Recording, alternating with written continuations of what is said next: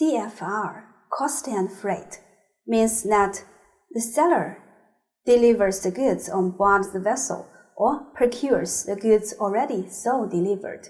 The risk of loss of or damage to the goods passes when the goods are on board the vessel. The seller must contract for and pay the costs and freight necessary to bring the goods to the named port of destination.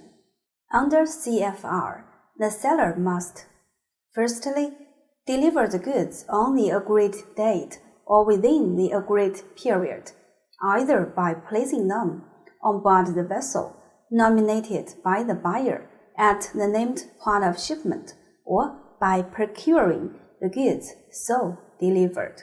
Secondly, bear all risks of loss or damage to the goods as well as all costs relating to the goods before the delivery of goods. Thirdly, contract for the carriage of the goods and pay the freight. Fourthly, clear the goods for an export at its own risk and expenses. Fifthly, give the buyer sufficient notice to enable the buyer to take the goods. Sixthly, provide the buyer at the seller's expense with the euro proof of delivery. Buyer's major obligation under CFR. Under CFR, the buyer must, firstly, take delivery of the goods when they are shipped on board the vessel at the port of shipment.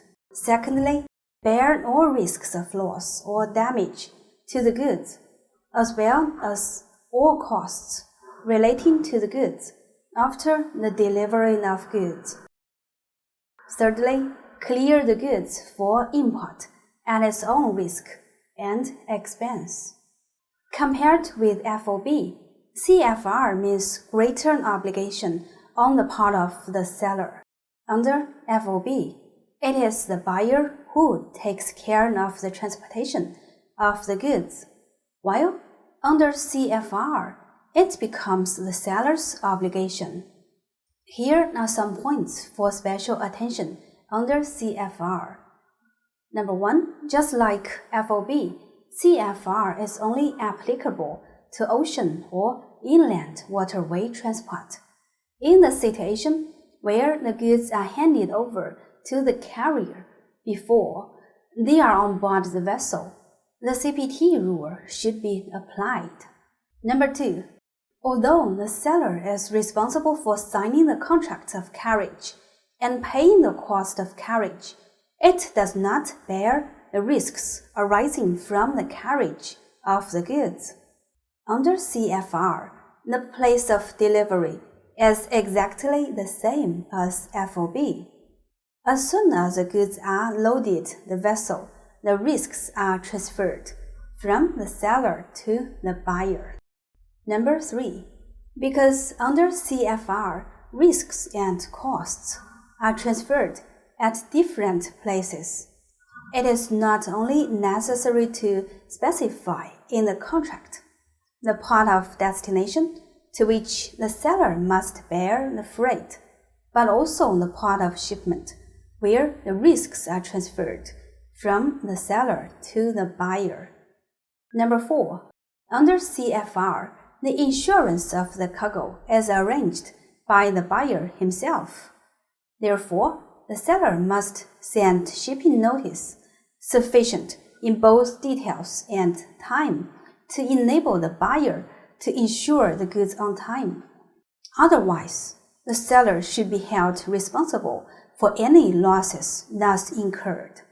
Number 5, the CFR requires the seller to take charge of the contract of carriage. The seller is considered to have fulfilled this obligation when he has arranged a regular vessel and a regular route to ship the cargo. Number 6, to specify the unloading expenses, there are several variations of CFR. CFR liner terms. The unloading expenses are included in liner freight, which is paid by the seller. CFR landed. The seller bears the charges, including unloading charges and lighterage, to bring the cargo to the dock at the port of destination. CFR EX tackle.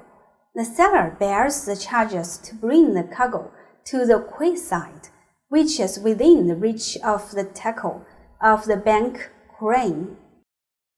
CFR EX ship's hold. The buyer bears the charges to bring the cargo from the ship's hold onto the dock.